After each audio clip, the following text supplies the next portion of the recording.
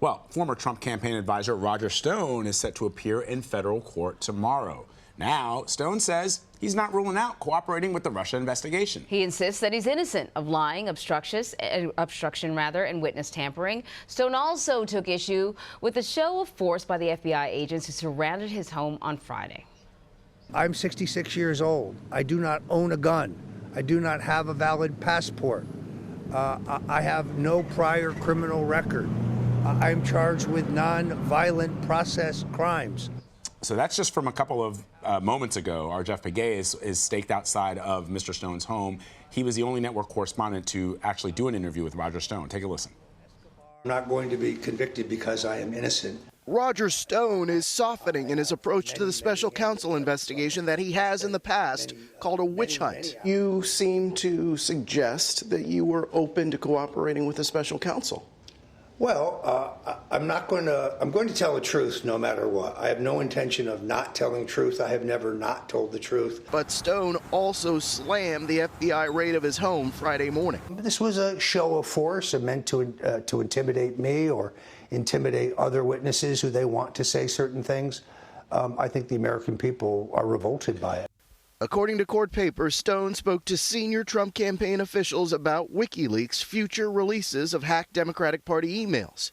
Stone, who's been friends with the president for decades, denies sharing the information with then-candidate Trump. On Sunday, Republican Senator Marco Rubio was asked whether working with WikiLeaks should be a crime. I think certainly if you're wittingly doing it, it should be considered as such. I mean, you're participating in the work of a foreign intelligence agency. The indictment also alleges that Stone lied in his testimony before the House Intelligence Committee, a charge Stone, a longtime Republican political operative, denies. Is there a line you wouldn't cross to protect the president? I'm not going to lie. I'm never going to say anything that's not truthful under oath or otherwise. That's the line. Earlier, we spoke to Jeff Pegues from outside of Roger Stone's house in Fort Lauderdale, and he reminded us of the charges against Stone. Well, investigators believe they have a lot of evidence against him. In fact, I'm going to get into that, but he is leaving his residence here in South Florida behind me as we speak. He's in a truck that is about to pass by here.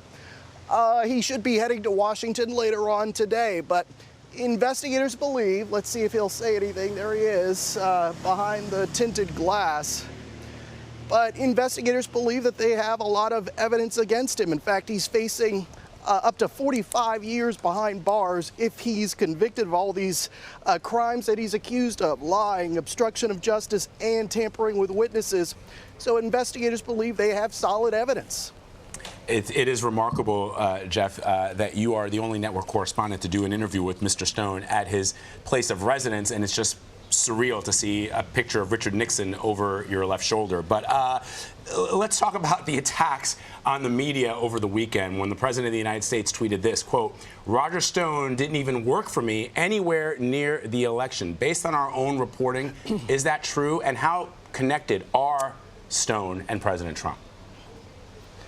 Well, he worked for the campaign up until August, I think, of 2015, but these are two men who go back decades, and they were in regular contact on the phone, even while President Trump was in the White House. And so they have a long relationship, a deep relationship, deep ties that goes back probably 30 years or so, maybe more than that.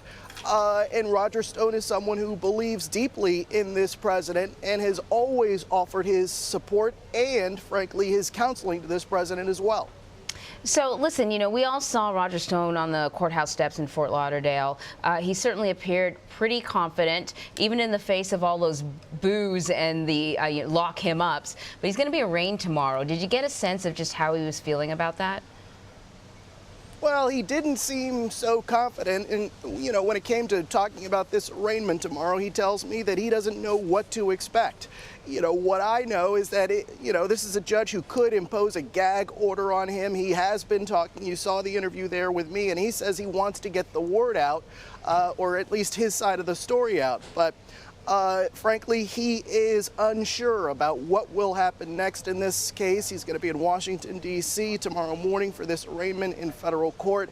So there is a sense from him that I get that there is this uncertainty about what will happen. So just how valuable, Jeff, could Roger Stone be for the special counsel if he does decide to cooperate? Well, I think a lot of people forget, there have been so many developments in this case. They forget that this is a Russia investigation where investigators are trying to figure out whether there was coordination between the Trump campaign and Russian operatives. And as far as that relates to Roger Stone, his communications about or directly with, as alleged, WikiLeaks are important here because WikiLeaks, according to intelligence officials, during the 2016 campaign had essentially become an arm of Russian intelligence because it was disseminating these stolen Democratic Party emails, data to influence the news cycle. There were the leaks of the John Podesta emails and other information that was damaging to Hillary Clinton's campaign at certain key moments. And so Roger Stone's interactions or communications about WikiLeaks and who he was communicating with in the Trump campaign are important as it relates to that aspect of the Russia investigation. Jeff Pegues, you are in Florida. Thanks a lot, Jeff.